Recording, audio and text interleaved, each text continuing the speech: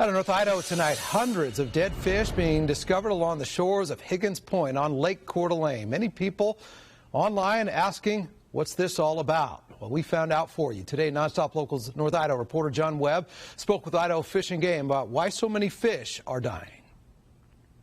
Higgins Point on Lake Coeur, a popular destination for a lot of people who like to watch the eagles come down and get a bite to eat. And the eagles have a prime opportunity right now with all of the kokanee that have spawned and washed up on shore. Typically spawn at age 3, age 4, and when they're done spawning, they die. And that's part of the process. This happens every year, but according to TJ Ross, the communications director for the Fish and Game, this is an unusual year on Lake Coeur. This is an unusual amount for this year.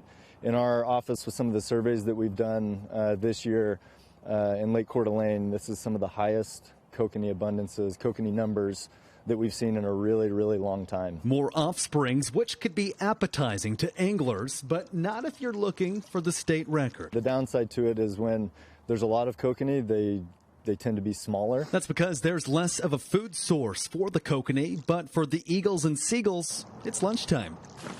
Higgins Point and Wolf Lodge Bay are two of the most common areas for spawning, according to Ross. If you come down to Higgins Point, this is much of what you'll see. All these kokanee washed up about a foot or so off the water line, and this is what they look like, a dark gray color, their bodies starting to deform and decay. With all of the dead fish along the shorelines, I asked Ross if there's any public health concern. No, actually the kokanee provide an important input back into the lake.